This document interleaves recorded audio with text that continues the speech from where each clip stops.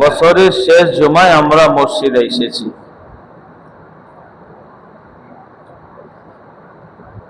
একটা মহল্লার একজনও যদি আরবি গণনা, আরবি হিসাব না জানে, তাহলে এলাকার সমস্ত মানুষই গুনাহগার হয়।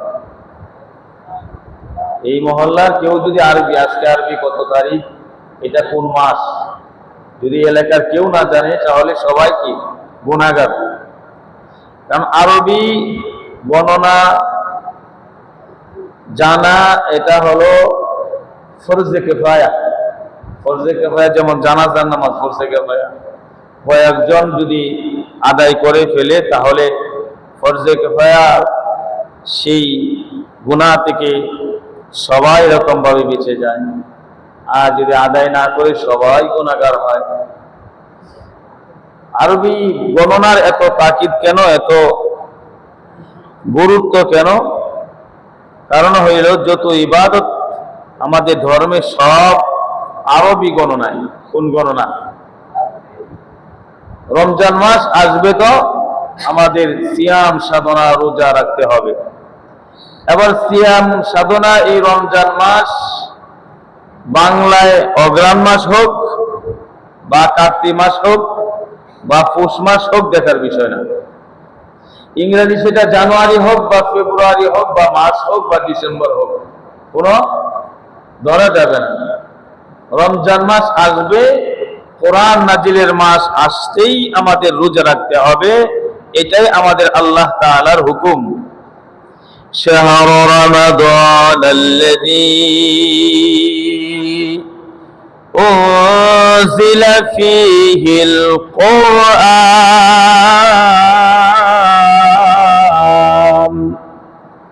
আল্লাহ তাআলা বলেন, শাহরু রমাদান আল্লাযী উনজিলা ফীহিল কুরআন, কোরআন নাজিলের মাস হলো মাহে রমজান। ফামান শাহিদা মিনকুমুশ শাহরা ফালইয়াসুম, আমার আল্লাহ তাআলা বলেন এই কোরআন নাজিলের মাস যারা পাবে তারা রোজা রাখবে। ফালইয়াসুম, ফামান শাহিদা মিনকুমুশ শাহরা ফালইয়াসুম। আল্লাহ তাআলা বলেন রমজান মাস পাইবে তো রোজা রাখবে। তাহলে আরবি যত ইবাদত সব কিছু চাঁদের সাথে, চন্দ্র সূর্যের গণনায় আপনি আমার ধর্মের নিয়ম নীতি পালিত হয় না। ইংরেজি গণনায় না বাংলা গণনায়, একমাত্র আরবি চাঁদের গণনায় আদায় হয়। আরবি মাসের এটা হলো জিলহজ মাস, আরবি মাসের শেষ মাস, আরবি বছরের শেষ মাস। আর আরবি বছরের শেষ জুমা আজকের এই জুমা। হজের এই যে চাঁদ জিলহজের আজকে শেষ জুমা। তাহলে কি দাঁড়াইলো? আমরা বছরের শেষ জুমায় আমরা মসজিদে এসেছি। আল্লাহ তাআলা আমাদেরকে এই একটি বছর অতিবাহিত করেছে, এর ভিতরে যা ভুল ভ্রান্তি হয়েছে আল্লাহ তাআলা মাফ করে দেন, বলি আমিন। আজকে এই জুমা থেকে নতুন সংকল্পে, নতুন উদ্যমে যেন আমরা সামনের যে বছর আসতেছে ভালোভাবে ইবাদত বন্দেগী যেন করতে পারি, এই জন্য আল্লাহ তাআলার কাছে সাহায্য চাওয়া। আমাদের ধর্মের যত নিয়ম নীতি আমরা যা কিছু পালন করতেছি সব কিছুর গাইড বই হইল কোরআন। কোনটা? এই কোরআন মহাগ্রন্থ আল কোরআন হলো আমাদের জীবনের, আমাদের ধর্মের গাইড বই। এছাড়া আর কোন কিতাব, এছাড়া আর কোন নিয়ম, এছাড়া আর কোন বিধান, এই কোরআন ছাড়া আর কোন সংবিধান মুসলমান তার ধর্ম পালন করার ক্ষেত্রে মানতে পারবে না। ঠিক না বেঠিক বলেন?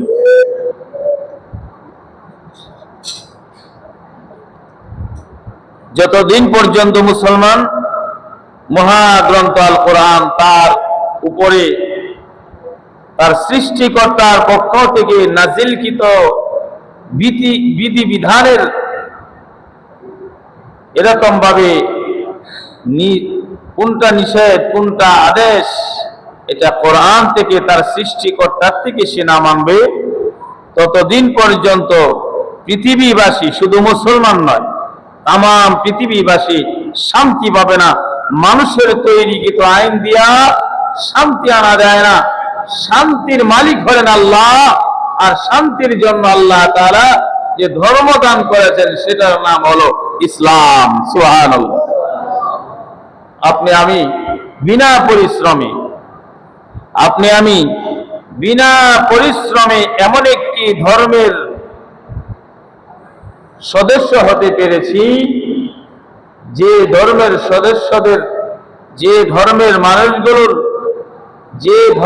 মানুষগুলো শুধু শান্তি পাবে, যে ধর্মের মানুষগুলো কোনো বিশৃঙ্খলা, কোনো অশান্তি তাদের জীবনে আসবে না যদি তারা ধর্ম মানে। এমন এক ধর্মের অনুসারী বিনা পরিশ্রমে আপনি আমি হয়েছি। এই জন্য আবারও দিল থেকে কালিমাতুশ শুকর আদায় করি আলহামদুলিল্লাহ। বিনা পরিশ্রমে এই কোরআন পেয়েছি, কিন্তু এই কোরআনুল কারীম আমার হাতে আসতে,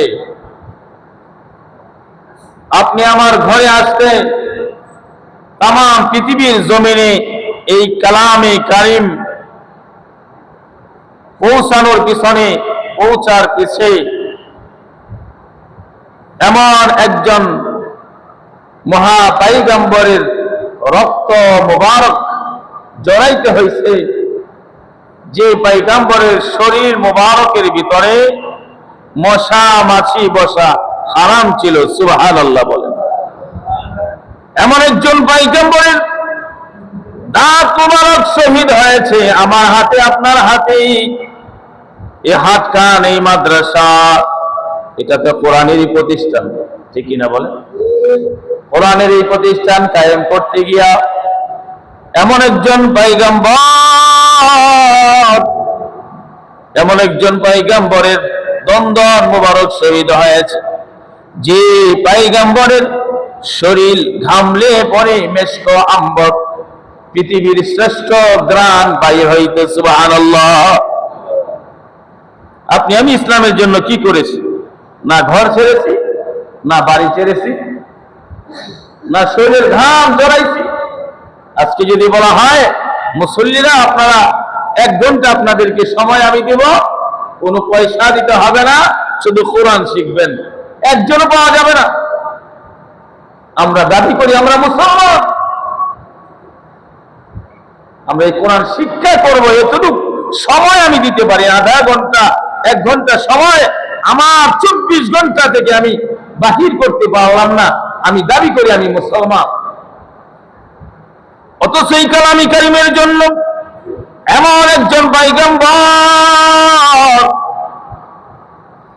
দেশ ছেড়েছেন, বাড়ি ছেড়েছেন, নিজের শরীর মোবারক থেকে রক্ত মোবারক বাইর হয়েছে, যে পয়গম্বরের জন্য আমার আল্লাহ তাআলা নিজে পাগল। আল্লাহু আকবার। পৃথিবীর জমিনে যত নবী রাসূল, যত উম্মত, যত আশিকান জাকিরান, যত পীর মাশায়েখ, যত আল্লাহওয়ালা, সবাই আল্লাহর পাগল। কার পাগল বলেন? সবাই আল্লাহর পাগল।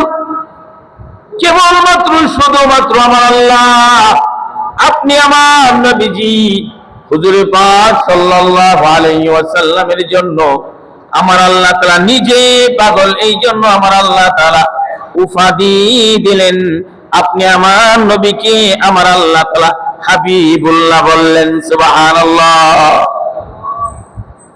আপনি আমার নবীজি সাধারণ বন্ধু নয়, যে বন্ধুর জন্য আল্লাহ তাআলা নিজে পাগল। যে বন্ধু হাসলে আকাশ হাসে, জমিন হাসে, কুল কায়নাত আরশ পর্যন্ত, যে পয়গম্বরের জুতার ধুলি পাওয়ার জন্য, জুতার বালিগুলি পাওয়ার জন্য আল্লাহর কাছে দরখাস্ত করেছি, এমন পয়গম্বর সাল্লাল্লাহু আলাইহি ওয়াসাল্লাম এই কোরআনের জন্য জীবন দিলেন, কোরআনের জন্য সংগ্রাম করলেন, এই কোরআনের জন্য বাড়ি ছাড়লেন, এই কোরআনের জন্য ঘর ছাড়লেন। উহুদের ময়দানে ঘোষণা পড়ে গেল, পয়গম্বর আর দুনিয়ার জমিনে নাই। বড় বড় সাহাবায়ে কেরাম কান্না আরম্ভ করলেন, আমার নবী দুনিয়ার জমিনে না থাকে, দুনিয়ার জমিনে বেঁচে থেকে কি লাভ? কি লাভ হবে দুনিয়াতে বেঁচে থেকে? পাগল করা হয়ে গেছে সাহাবায়ে কেরাম। আমার আল্লাহ, আপনি আমার পয়গম্বর সাল্লাল্লাহু আলাইহি ওয়াসাল্লামকে সেখান থেকে উঠে পাথরের উপরে নিয়ে বসাইছিলেন।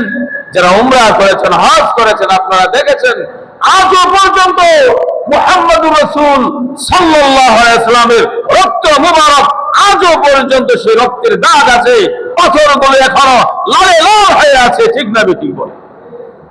যারা উমরা করেছেন, হজ করেছেন, তাইফের ময়দানে আপনারা দেখেছেন পাহাড়ের উপরে আমার নবীজি সাল্লাল্লাহু আলাইহি ওয়াসাল্লাম, দু জাহানের বাদশা রাহমাতুল লিল আলামিন, যে পয়গম্বরের জন্য আল্লাহ পাক নিজে পাগল, ওনার রক্ত মোবারক এই পাথরের মধ্যে আজও পর্যন্ত আছে। কিসের জন্য নবীজি রক্ত জড়াইলেন? কিসের জন্য তাইফের ময়দানে ঘোষণা হলো পয়গম্বর আর দুনিয়াতে নাই? আপনি আমি মুসলমান বলে দাবি করি, এই কোরআনের জন্য একটু সময় আমার ভাই হয় না, একটু সময় আমি দিতে পারি না। সব পারি, দুনিয়ার সব কিছু পারে আমার দ্বারা হয়। কোন দেশে গেলে পরে আমার বেশি অর্থ আমি জোগাড় করতে পারবো, আমার ছেলেকে কোন দেশে পাঠাইলে পরে বেশি মাইনা আমি পাবো, সব কিছু আমি পারি। সমাজের আমি যদি এরকম ভাবে নেতা হই, এলাকার যদি আমি বড় কিছু একজন হতে পারি, এটাকে নিজের গর্ব মনে করি। কিন্তু কালামে কারিম শিক্ষা করা যে গর্বের কাজ, সেটা ভুলে গেছি। আমি আবার নিজেকে দাবি করি আমি মুসলমান।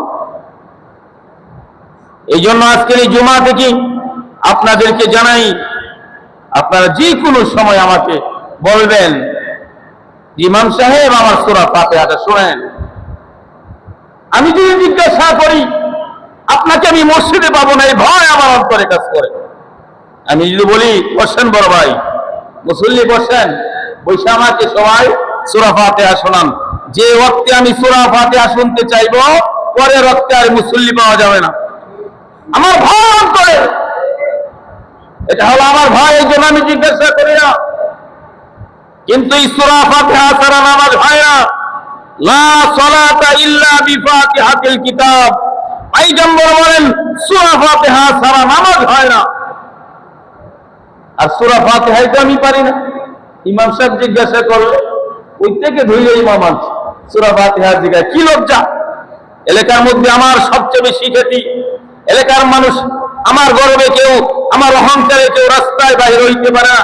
আমি এত দাপট নিয়ে আমি চলি, এতগুলি মুসল্লির সামনে হুজুরে আমার এই সূরা ফাতিহাটা জিজ্ঞাসা করে আমার ছোট করে দিল, যা এই মসজিদে যাবো না। নাউজুবিল্লাহ বল। এই হলো আমাদের অবস্থা। এই সূরা ফাতিহা হবে আমার নামাজ, সূরা ফাতিহা যদি হয় আমার নামাজ হবে। নামাজ যদি শুদ্ধ হয় আমি জান্নাতের মেহমান হব। কোন জায়গার মেহমান? যে জান্নাতে একবার ঢুকবে আর বাইর হবে না। দুনিয়ায় 4 তলা বিল্ডিং বানাইতে পারলে আমি মনে করি আমি অনেক বড় কিছু হয়ে গেছি। ভিতর বাহির যদি টাইস করতে পারি আমি আরো বড় হয়ে গেছি। 4 তলা 4 তলা যদি এসি থাকে আমার মতো আর এ হাত কারে আর কেউ নাই। ও ভাই, যে বিল্ডিং আল্লাহ তাআলা জান্নাতে দান করবেন, হীরামণি মুক্তা দিয়ে আমার আল্লাহ তাআলা সেগুলোর ইট, সেগুলোর আস্তর করবেন। সুবহানাল্লাহ বল। সেই জান্নাতের মালিক আপনি হতে পারবেন, আমি হতে পারবো যদি নামাজ শুদ্ধ হয়। কি শুদ্ধ ভাই বলেন? নামাজ শুদ্ধ হওয়ার জন্য এক নাম্বার যে হাতিয়ারটা প্রয়োজন হবে সেটা হলো কালামে কারীম শুদ্ধভাবে তেলাওয়াত করতে হবে। কারণ নামাজ না হওয়ার, নামাজ ভঙ্গের 19টা কারণ আছে। তার মধ্যে 1 নাম্বার হইল নামাজে অশুদ্ধ পড়া। কি পড়া? নামাজে অশুদ্ধ পড়া। এই জন্য হাতে ধরে পায়ে ধরে বলি, আসুন আপনি সূরা ফাতিহাটা শুদ্ধ করেন। জীবনে আর পারলেন না, আরেকটা সূরা মাত্র শুদ্ধ করেন। 2টা সূরা দিয়া সারা জীবনের নামাজ আপনার হবে। 2টা সূরা আপনি শিখেন। আলহামদুলিল্লাহ সূরা শিখলেন, বা কুল ওয়াল্লাহ সূরা আলহামদুলিল্লাহ সূরার সাথে শিখলেন। 4 রাকাত নামাজ, 4 রাকাতে আলহামদু সূরা, কুল হুয়াল্লাহ সূরা, আলহামদু সূরা, কুল হুয়াল্লাহ সূরা, আপনার নামাজ হয়ে যাবে। কিন্তু শুদ্ধ পড়লে জীবনটা আমার বরবাদ হয়ে গেল, আমি জাহান্নামে লাকড়ি হয়ে যাব। আমার নামাজ অশুদ্ধ জিনিস আমার আল্লাহ তাআলা কবুল করেন না, নাপাক জিনিস আমার আল্লাহ কবুল করেন না। এরকম ভাবে আমার আল্লাহ তাআলার দরবারে গৃহীত হয় ওই আমলটাই, যে আমলটা নির্ভেজাল। এই জন্য আমি আপনাদেরকে অনুরোধ করব, আমরা উলামা হযরতের কাছ থেকে আমরা কমসে কম আলহামদু সূরাটা আমরা শুদ্ধভাবে শেখার চেষ্টা করব। তো ইনশাআল্লাহ যদি আপনি এই ইরাদা, ইচ্ছা যদি করেন যে আমি 1 মাসে একটা আয়াত পড়ব, 7টা আয়াত আছে সূরা ফাতিহার মধ্যে, 1 মাসে একটা আয়াত আমি শুদ্ধ করব, এইভাবে শুদ্ধ করার এই যে সবক নিলেন, এইভাবে যদি আপনার মৃত্যু এসে যায়, আপনি ছাত্র হিসাবে কবরে গেলেন। সুবহানাল্লাহ। ট্রেনের মধ্যে ছাত্র উঠলেন, যদি বলে আমার কাছে কোনো ভাড়া নাই, তাহলে মাফ করে দেওয়া হয়। বাসের মধ্যে উঠলে পরে যদি বলে অর্ধেক ভাড়া নেন, আমি তো ছাত্র, এখানেও মাফ, ঠিক না বেঠিক? দুনিয়ার জমিনে কোনো ছাত্র যদি অন্যায় করি, তাহলে আমরা তাকে ছাড় দেই, সে ছাত্র মানুষ, মাত্র শিখতেছে, ঠিক না বেঠিক? ও বন্ধু, শিক্ষার কোনো বয়স নাই। আপনার দাড়ি পেকে গেছে তাই বলে আপনি শিখতে পারবেন না, এমনটা নয়।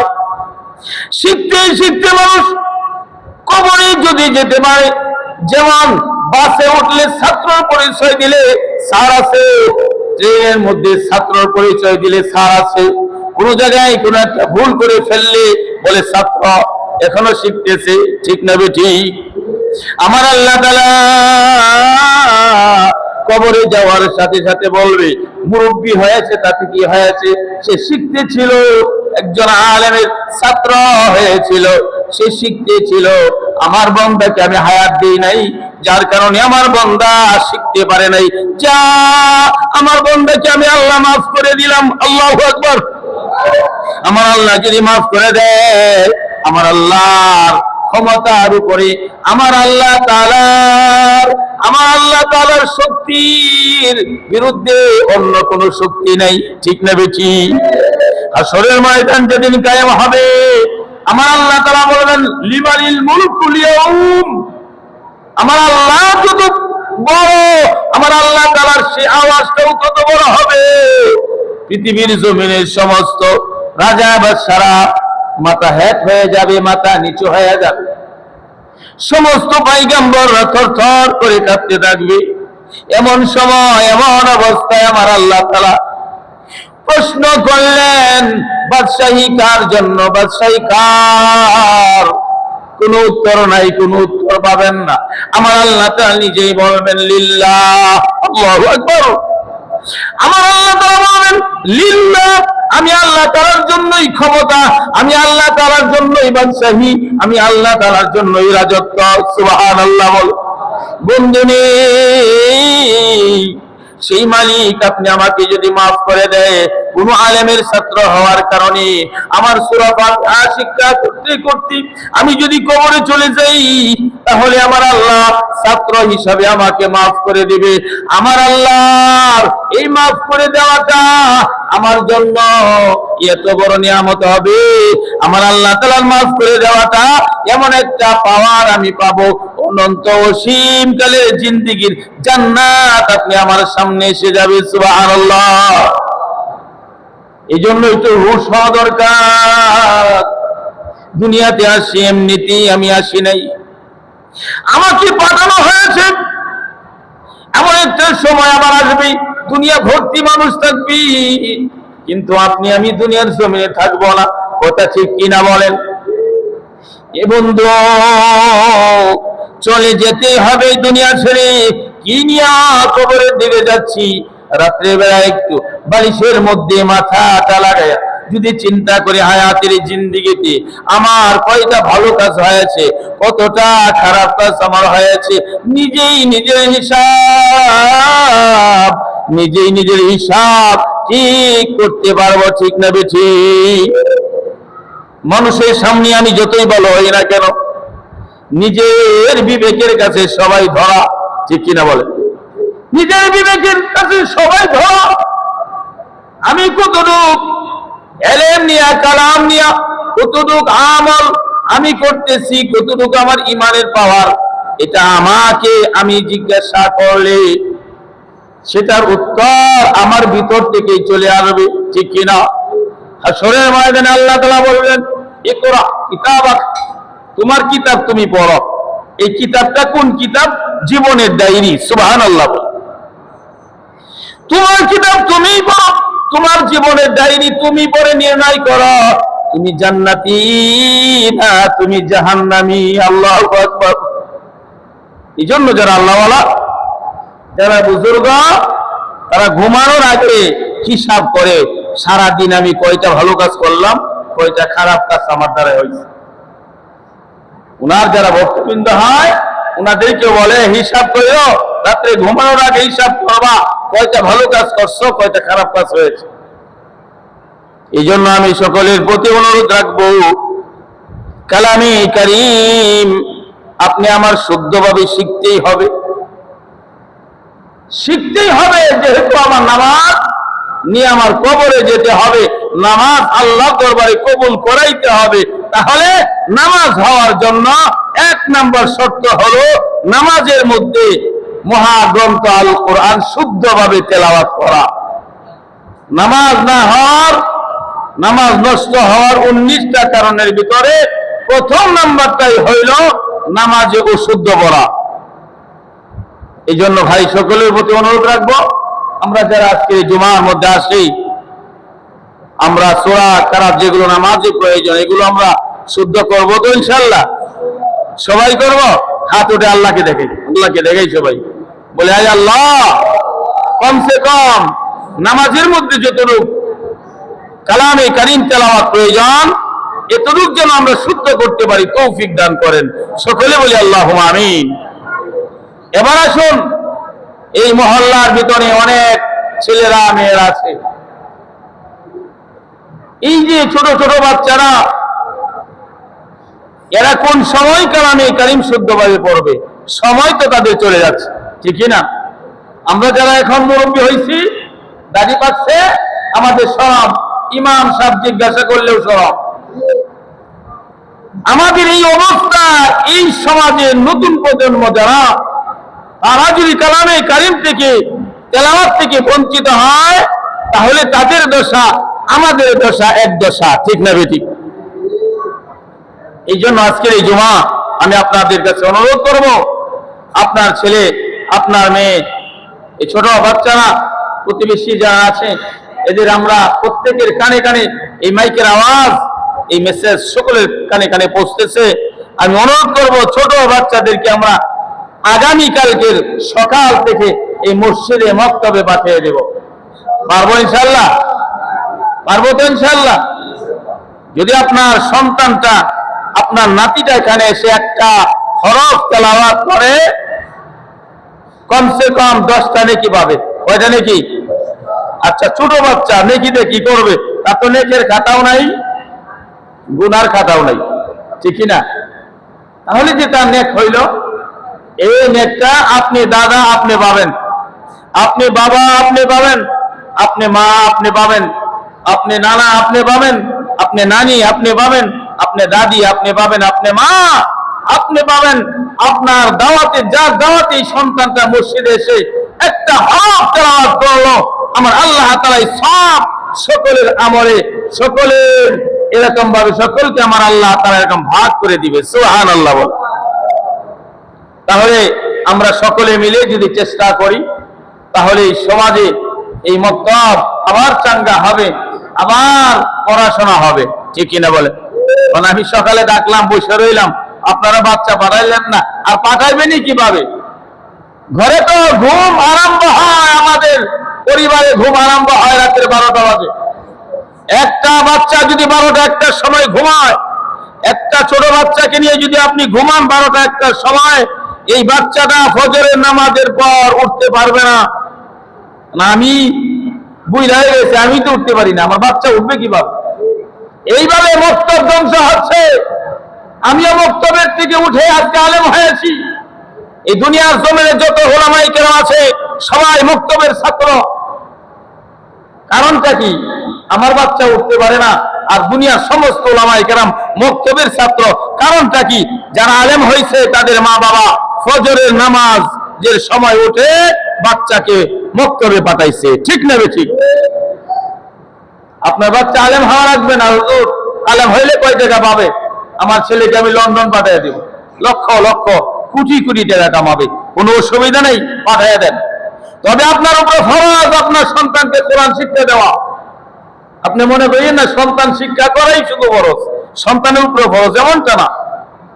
হাসরের ময়দান যেদিন কায়েম হবে, আপনার বাচ্চাগুলো ডাক দিয়া বলবে, আল্লাহ আমার বাবা আমার মার জন্য আমি আজকে জাহান্নামের লাকড়ি হইছি।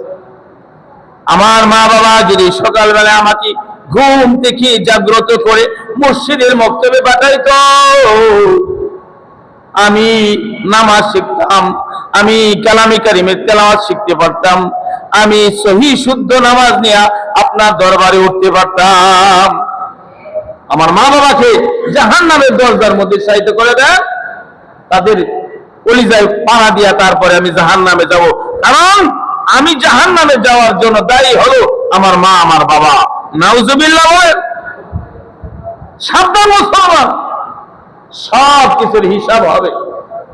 সকালবেলা বাচ্চা নিয়ে ঘুমাই রইলেন, এই বাচ্চা যখন 10 বছর 12 বছর 15 বছর 20 বছর যুবক হবে, এই বাচ্চারা আপনার এই বাচ্চারা সময় থাকবে না এরকম মসজিদে যাওয়ার, মসজিদে মক্তবে পড়ার সেই বয়স যখন থাকবে না, তখন আপনাকেই দুষবে, দুনিয়াতেই দুষবে আপনার। ঠিক না বেটি? যখন বন্ধুরা বলবে এই সূরা ফাতিহা পারো না, সূরা এই জিনিসটা পারো না, এই কালামে কারিমের তেলাওয়াত করো না, তুমি কেন মুসলমান হইলা? তখন এই যুবক নিজে নিজে নিজের বাবাকে নিজের মাকে ধিক্কার দিবে, এমন বাবার করে এমন মায়ের করে আমার জন্ম হয়েছে। আমার বন্ধুরা সবাই কোরআন পড়তে জানে, রমজান মাসে জোহরের নামাজ পড়ে আসর পর্যন্ত অনেক যুবক আছে কোরআনের তেলাওয়াত করে। ঠিক না বেটি? এটা কিসের ফসল? এত মাদ্রাসায় পড়ে নাই, এদের মা বাবা সচেতন ছিল, এদের মা বাবা সকালবেলায় মসজিদের মক্তবে পাঠাইছে। সেই শিক্ষায় আজকে 18 বছর 25 বছরের যুবককে জোহরের নামাজের পর হাতে কোরআন ধরে দিছে। ঠিক না বেঠিক বলে? ভাইয়ের আমার, আমরা দুনিয়াদারি সব বুঝি, সব বুঝি যে এখন গাছ লাগাবো, গাছের গোড়ায় পানি দিব, এখন আলু লাগাবো, এটাকে সার দিব, এটাকে তারপর কয়েক মাস পরে গিয়ে ফল হবে। ঠিক না বেঠিক? আমরা এটা বুঝি ভালো ভালো। কিন্তু সকালবেলায় আমার সন্তানকে মক্তবে পাঠায়, আমার এই সন্তানটা 20 বছরের সময় সে মসজিদে বসে বসে একা যে কোরআন পড়বে, এই যে সব সে পাইল, সে যে একা একা নামাজ আদায় করতে পারবে, এই যে শিক্ষাটা তার এই ফজরের নামাজের পর শৈশবেই শিক্ষা দেওয়ার দরকার ছিল, সেটা তো আমি দিতেছি না। আমার ছেলে কিভাবে 18 বছরের সময় কোরআন পড়বে? ঠিক না বেটি? এই জন্য আমি বাবা দায়ী। আর এই মক্তবগুলো ধ্বংস হওয়ার পিছনে কারণ আছে। উলামায়ে কেরাম যে জায়গার মধ্যে যায়, চায় কিছু দিনের কাজ করতে, যে মসজিদের মধ্যে বেশি বেশি ইমাম পাল্টানো হয়, মুয়াজ্জিন পাল্টানো হয়, ওখানে এই গজব পড়ে। আপনারা এখানে লোকজন অনেক ভালো, অন্য জায়গার কথা বলি, এইভাবে সারা বাংলাদেশ যাই, যে জায়গার ভিতরে মক্তব বন্ধ, কারণটা কি? কারণ হলো এই মসজিদের মধ্যে বেশি বেশি হুজুর পাল্টানো হয়। ছাত্ররা একদিন এসে এক এক হুজুর দেখে, এদের মন মানসিকতা খারাপ হয়ে গেছে। ঠিক না বেঠিক বলে? এই জন্য সাবধান ভাই, আমরা একটু সচেতন হই, নিজেকে নিজে একটু বোঝার চেষ্টা করি, সমাজের খাতিরে, নতুন প্রজন্মের খাতিরে এরকম ভাবে আমরা সচেতন হই। সকালবেলা ফজরের নামাজ পড়ে, আমার বাচ্চা নাই, আমার পড়শির বাচ্চা আছে, আমার বাচ্চা নেই, আমার ভাইয়ের বাচ্চা আছে, আমার বাচ্চা নেই, আমার ভাতিজার ছেলেটা, আমার নাতি, তাকে এরকম ভাবে মসজিদের মক্তবে আমি ধরে ধরে নিয়ে আসি। এই ধরে ধরে নিয়ে আসাটা আপনার নাজাতের কারণ হবে। ঠিক না বেঠিক? নাজাতের কারণ হবে। ওই ছোট বাচ্চারা কালামে কারিমের তেলাওয়াত করবে, সূরা ফাতিহা পড়বে, সূরা বাকারা পড়বে, কালামি কারিম খতম দিবে, আল্লাহ তাআলা আপনি ধরে মসজিদে আনার কারণে এই সব কিয়ামত পর্যন্ত আপনার কবরে জারি রাখবে। না করেই সব পাওয়া যায়। কালামে কারিম দিনের লাইনে যদি আপনি কাউকে এরকম ভাবে দিনের লাইনটা ধরে দেন, ওনার আমল শিখিয়ে দেন, সে আমলটা আপনি না করলেও সেটার সব আল্লাহ তাআলা দান করে। সুবহানাল্লাহ। যারা আমরা আজকে মসজিদে এসে বসলাম, আমরা কি কেউ গ্যারান্টি দিতে পারি যে আমাদের নামাজ কবুল হবে বা কবুল হয়েছে জুমার পরে বলতে পারবো? নবীজি একদিন বললো, সাহাবায়ে কেরাম নামাজের পরে নবীজি বললেন, বলো তো কার নামাজ কবুল হয়েছে? একজন দাঁড়িয়ে গেছে, সুবহানাল্লাহ বলে, ইয়া রাসূলুল্লাহ, ইয়া হাবিবাল্লাহ, পয়গম্বর আমার নামাজ কবুল হয়েছে। পয়গম্বর নাক দিয়া বলেন, সাহাবী তুমি কিভাবে বললে তোমার নামাজ কবুল হয়েছে? যুবক ডাক দিয়া বলে, পয়গম্বর আপনি তো বলেছেন কোন একটা মানুষকে যদি নামাজের জন্য ডেকে মসজিদে এনে যাই নামাজে দাঁড় করে দেওয়া যায়, তাহলে ওই নামাজের ওই ওয়াক্তের কবুলি নামাজের সব আল্লাহ তাআলা দান করে। ইয়া রাসূলুল্লাহ, আমার এক বন্ধুকে সে আসতো মসজিদে, তারপরে আমি বলছি, যাও বন্ধু চলো একটু আগে ভাগে মসজিদে যাই, আমি দাওয়াত দিয়া থাকি একটু আগে মসজিদে নিয়ে আসছি, আমি তো ওই কাজটাই করেছি। সুবহানাল্লাহ। আমরা কি নিয়ে দৌড়াই? আমরা দুনিয়া নিয়ে দৌড়াইতেছি। ইমুকে দুই বোলা লন্ডন থাকে, আমার সব শেষ হয়ে গেল, আমার ছেলেদেরকে আমি এই লন্ডন পাঠাইতে পারলাম।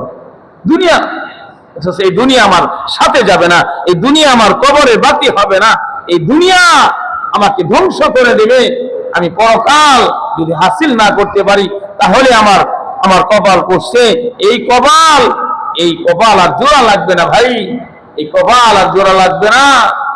এই জন্য অনুরোধ করব, আসুন আমরা সবাই এই মসজিদ, এই মাদ্রাসা আপনাদের অর্থের দ্বারাই চলতেছে, ঠিক না?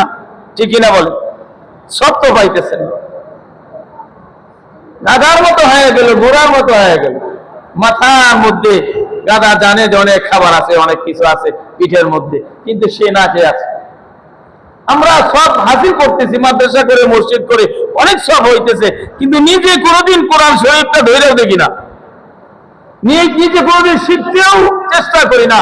অথচ এখানে হাফেজ সাহেব আছে, এখানে কারি সাহেব আছে, মুয়াজ্জিন সাহেব আছে, ইমাম সাহেব আছে, ওনাদেরকে খাওয়াইতেছি, ওনাদের সবকিছুর ব্যবস্থা করে দিলাম।